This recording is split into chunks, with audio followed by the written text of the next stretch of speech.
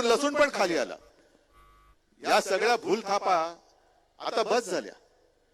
आमचं विलीनीकरण होणार नाहीये तर मी सांगितलंय, पण मला काळजी वाटते ती भाजपची वाटते। कारण या 4 तारखेला मोदीजी तुम्ही पंतप्रधान नसणार। ज्याप्रमाणे तुम्ही असंच गेल्या 8-10 वर्षामध्ये अचानक टीव्हीवरती अवतरला होतात आणि सगळ्या चलनी नोटांची धुळधाण करून टाकली होती। काय बोलले होते की तुमच्याकडे ज्या चलनी नोटा आहेत त्या आज रात्री 12 पासून फक्त कागदाचे तुकडे राहतील, त्यांचं महत्व आम्ही काढून टाकलेलं आहे, डिमॉनिटायझेशन। तसंच मोदीजी येत्या 4 तारखेला तुम्ही फक्त नरेंद्र मोदी असाल, पंतप्रधान असणार नाही। आणि मी एक नवीन शब्द दिलेला आहे, संपूर्ण देश 4 तारखेला जसं तुम्ही काही वर्षांपूर्वी डिमॉनिटायझेशन केलेलं तसं 4 तारखेला डिमोदिनेशन करणार आहे। डिमोदिनेशन। मग मला प्रश्न विचारतात की मोदीजींनी 25 सभा घेतल्यात महाराष्ट्रात, म्हणते घेऊ देत, उद्या आणखीन घेत आहेत। माझं मत आहे परवा पण घ्या, कारण पंतप्रधान म्हणून तुमच्या या शेवटच्या सभा आहेत महाराष्ट्रामध्ये। आणि मगाशी जे मी तुम्हाला सांगत होतो भाजपच्या भविष्याची चिंता, मी जे बोलतोय खरं की खोटं तुम्ही मला सांगा, कारण 4 तारखेला यांची सत्ता जाणार।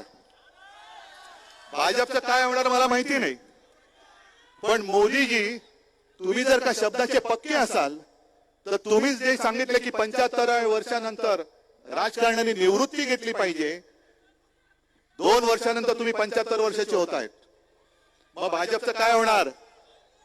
आता तुमचा एकच चेहरा आहे, तो सुद्धा चालत नाहीये। मग 2 वर्षानंतर तुम्ही सुद्धा झोडी अडकून गेल्यानंतर जे सगळे धोंडे आहेत ते भाजपवाल्यांच्या पदरामध्ये टाकल्यानंतर भाजपचं काय होणार हा मला प्रश्न पडलेला आहे।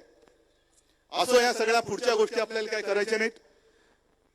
मला तुम्हाला विचारायला आलोय मी, कारण डोंबिवली हे विद्येचं माहेरघर आहे। ज्या भाषेमध्ये प्रधानमंत्री बोलतायत, मला नकली संतान बोलतायत, हे तुम्हाला मान्य आहे? अगदी भाजपच्या मतदारांना सुद्धा विचारतो, अरे कठीण काळामध्ये जेव्हा संपूर्ण देशात भाजपचे फक्त 2 खासदार होते, अटलजींचाही पराभव झाला होता आणि आपण दोघेही म्हणजे शिवसेना आणि भारतीय जनता पक्ष राजकारणामध्ये अस्पृश्य होतो, कोणीच आपल्या सोबत यायला तयार नव्हतं, तेव्हा शिवसेनेने तुम्हाला साथ दिलेली ती शिवसेना तुम्ही आज नकली म्हणताय, हे भाजपला पटते? अस्सल जे भाजपाचे लोक आहेत त्या विचारधारेचे, जे रामभाऊ म्हाळगी प्रबोधिनीमध्ये संस्कारित झालेली लोक आहेत, त्यांना हे पटतंय का? आज अनेक अशी कुटुंब आहेत, मला माहिती आहे, मला भेटत असतात, माझ्याशी बोलत असतात आणि मला सांगत असतात की उद्धव जे चालले बरोबर नाहीये, आम्ही कोणत्या दिशेने चाललोय आम्हाला कळत नाहीये, हे असं व्हायला नको होतं। म्हटलं व्हायचं नाहीये, हे तुमच्या लोकांनी घडवलेलं आहे, हे तुमच्या लोकांनी घडवले, पण ती संस्कारी पिढी जी होती त्या संस्कारी पिढीबद्दल आज देखील माझ्या मनामध्ये आदर आहे, जरूर आहे, मी उघडपणाने सांगतो। पण आज यांचं जे चाललेले तळ्यात मळ्यात आणि मग कोणाच्या तरी गळ्यात, म्हणजे एकदा मला नकली संतान बोलायचं, दुसऱ्या दिवशी मला डोळा मारायचा, तिसऱ्या दिवशी परत नकली सेना बोलायचं, म्हणजे त्यांना काय? मी तर प्रामाणिकपणाने सांगतो, मी माणुसकी सोडलेली नाही आणि मी कोणताही टोमणा मारत नाही, पण 10 वर्ष ह्या माणसांनी कधी झोपच घेतलेली नाहीये। आपण 2 दिवस नाही झोपलं तर मेंदूला झिंजेने येतात, हे तर 10 वर्ष नाही झोपले, काय परिस्थिती झाली असेल? आणि भाजपला, आत्ताच्या भाजपला सांगतो की तुम्ही एवढे निर्दयी होऊ नका, थोडं त्यांना आराम करू द्या। आता त्यांच्या भाषणामध्ये काल आज उद्या काय कळत नाही, म्हणून मी या सरकारला मोदी सरकार नाही बोलत, गजनी सरकार बोलतो। या गजनी सरकारच्या हातात उद्या तुम्ही देश देणार आहात, कारण उद्या कदाचित विसरून जातील, अरे तुम्ही मतदार देशाचे आहात, मला वाटलं पाकिस्तानचे आहात। म्हणजे देवेंद्र फडणवीस त्यांना आम्ही जे काय आता बोलतोय,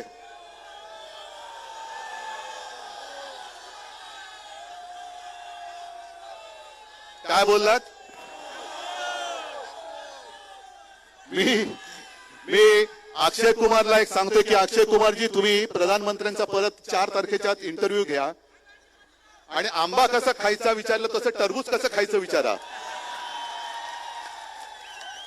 पण 4 तारखेच्या आत घ्या, कारण टरबूजचा भाव जो आहे तो त्याच्यानंतर उतरणार आहे. आता तर नाहीच आहे. म्हणजे त्यांचं कसं चाललंय की मी चपराशी झालो तरी चालेल, पण मी पुन्हा येईन. आणि आपले मेंढे नुसती दाढी खाजवत पाठी पाठी पाठी चाललेत. हे म्हणे बाळासाहेबांचे विचार पुढे नेणार. महाराष्ट्र तुमच्या डोळ्यात एकच लुटला जातोय तरी मिंदे तुम्ही दिल्लीश्वराची चाकरी करता. हे बाळासाहेबांचे विचार आहेत. ज्या आमच्या छत्रपती शिवाजी महाराजांनी सुरत लुटली होती, त्या सुरतेचे 2 जण माझ्या छत्रपतीचा महाराष्ट्र तुमच्या डोळ्यात देखत लुटतायत, तरी सुद्धा तुम्ही शेपट्या घालून तिकडे चाकरी करतायत. हे बाळासाहेबांचे विचार, हे तुमचं हिंदुत्व. आणि म्हणून मी तुम्हाला जे वचन दिलेलं आहे की महाविकास आघाडी महाराष्ट्रामध्ये आणि इंडिया आघाडीचं सरकार देशात येणार म्हणजे येणारच. आणि इंडिया आघाडीचं सरकार आल्यानंतर महाराष्ट्राची होणारी लूट ही पहिल्या प्रथम मी थांबवणार. आणि महाराष्ट्राचं लुटलेलं वैभव यांनी जे गुजरातला नेलेलं आहे, हे वैभव लुटलेलं वैभव मी माझ्या महाराष्ट्रामध्ये आणून दाखवल्याशिवाय राहणार नाही. शेतकऱ्यांसाठी सुद्धा वचनं दिलेली आहेत. 10 वर्ष मोदीजी तुम्ही होतात, आज महाराष्ट्राबद्दल कळवळ आलंय. अनेकदा आम्ही तुम्हाला सांगितलं की मराठीला अभिजात भाषेचा दर्जा द्या, अजून का दिला नाहीत? आज अमित शहा कुठेतरी बोललेत की मोदींना पुन्हा 3ऱ्यांदा प्रधानमंत्री करा. जो गोहत्या करेल त्याला आम्ही उलटे टांगू. मग आजपर्यंत 10 वर्ष तुम्ही त्यांना काय करत होता? तिरकं टांगलं होतं. बरं, गोवंश हत्या बनली किंवा गोहत्या केल्यानंतर त्याला उलट टांगणार. पण मणिपूरमध्ये महिलांची जी धिंडवडे काढले त्यांच्यासमोर अमित शहा तुम्ही का उलटे झालात? तुमचं का खाली डोकं वर पाय झालं? आम्हाला पहिला प्रथम मातेचं रक्षण करायचंय, गोमातेचं आम्ही नंतर करणार.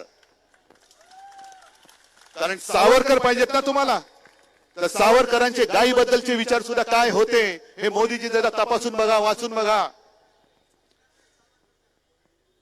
आम्ही मातेचं रक्षण करतो, कारण छत्रपती शिवाजी महाराजांनी आम्हाला शिकवण दिलेली आहे की परस्त्री ही माते समान. तुम्ही मणिपूरमध्ये गेला नाहीत, कुठेच गेला नाहीत. आणि काल आपल्या त्या प्रफुल्ल पटेलने अचानक महाराजांचा जिरोटोप त्यांच्या डोक्यावरती ठेवला. म्हणजे देणाऱ्यालाही डोकं नाही, घालणाऱ्याला घालून घेणाऱ्याला डोकं नाही. आमच्या दैवताची बरोबर मोदींबरोबर करतात. राम मंदिराच्या वेळेला सुद्धा एक कोणता तो सागरगोटा असाच होता तिथला, त्यांनी महाराजांची बरोबरी केली होती. तुम्ही त्यांचं पूजन करायचं तर घरी करा, तुमच्या घरी कोणाचं पूजन करायचं तुमचा प्रश्न आहे प्रफुल्ल पटेलजी. पण आमच्या शिवछत्रपतींचा अपमान आम्ही सहन करणार नाही. आणि प्रफुल्ल पटेल या वेळेला महाराष्ट्र तुम्हाला आपटेल, नक्की आपटेल. बघा, हिंमत दाखवल्यानंतर पाऊस पण थांबला की नाही. हे संकटाला घाबरायचं नसतं कधी. संकट जे माझे आजोबा सांगायचे की अरे संकटाच्या छाताडावरती चालून जाण्याची हिंमत पाहिजे. त्या हिमतीने मी मैदानात उतरलेलो आहे. आणि एक तुमच्या हक्काची आपली बहीण वैशालीताई ही तुम्हाला मी उमेदवार म्हणून दिलेली आहे. खासदार करण्याची जबाबदारी तुमची आहे. आपण ज्याला मोठं केले ते गद्दार झाले, पण कल्याण डोंबिवलीची ओळख गद्दार म्हणून होऊ देणार नाही, होऊ शकत नाही. गद्दाराला गाडणारी पाहिजे. आणि म्हणूनच 20 तारखेला आपली निशाणी काय? कारण भाजपचा आणखीन एक डाव बघा कसा आहे. यांच्याकडे कोणी उमेदवार नाहीत. आता मी अनेकदा बोललोय की भाजपला राजकारणात पोर होत नाही तर माझा काय दोष आहे? तुम्हाला नाही होत पोरं त्याच्यात राजकारणामध्ये, घेताय आमची तुम्ही चोरून. म्हणजे आमच्या राजकारणातली पोरं सुद्धा तुम्ही चोरलीत आणि माझे वडील पण चोरलाय. मग तुमचं कर्तृत्व काय? तुमचं कर्तृत्व काय? कमळाबाई, कमळाबाई काय कामाची आहे? मग जर यांचं काही कामाचे नसतील तर जो नाही कामाचा तो नाही रामाचा, तो नाही रामाचा. पण हे भाजपचे जे नीच डाव आहेत की शिवसैनिकच एकमेकांमध्ये लढवायचे. मी येताना काही जण बघत होतो काय आपली चोरलेली निशाणी घेऊन फिरत होते. अरे माझी निशाणी चोरतोय, चोर तो चोर वर शिरजोर. आणि एक गद्दार जे आज आपल्या अंगावरती येत आहेत, जरा 4 तारखेपर्यंत थांबा. तुमचा जो गॅसचा फुगा झाला त्याला बरोबर टाचणी कशी मारतो ती मी बघा. पण हे सगळं मी बोलतोय हे तुमच्या जोरावरती बोलतोय. तुम्ही साथ देणार आहात ना, विजय मिळून देणार आहात ना. पैशाचा महापूर येईल, आयुष्य विकणार आहात, भविष्य विकणार आहात, खोक्यामध्ये बंद होणार आहात. मग एकच वचन मला द्यायचं की हातामध्ये जी मशाल आहे त्या मशालेने हुकुमशाहीचं बूड जाळून भस्म झाल्याशिवाय आम्ही थांबणार नाही. या बघा मशाली पेटलेल्या आहेत. लावा सगळ्यांनी मोबाईलचे टॉर्च लावा, जरा सगळ्यांनी लावा. ठीक आहे, सगळ्यांना धन्यवाद देतो. आणि वैशालीताई, आता तुमची जबाबदारी आहे. गद्दाराच्या विरुद्ध मला निसट्टा विजय नकोय.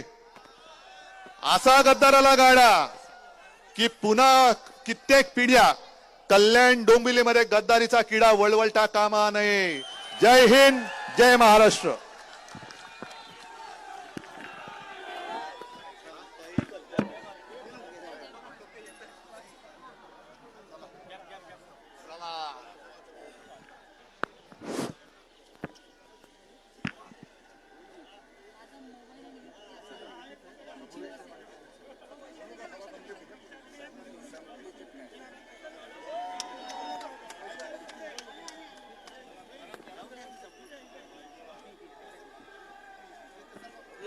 पाठी पाठी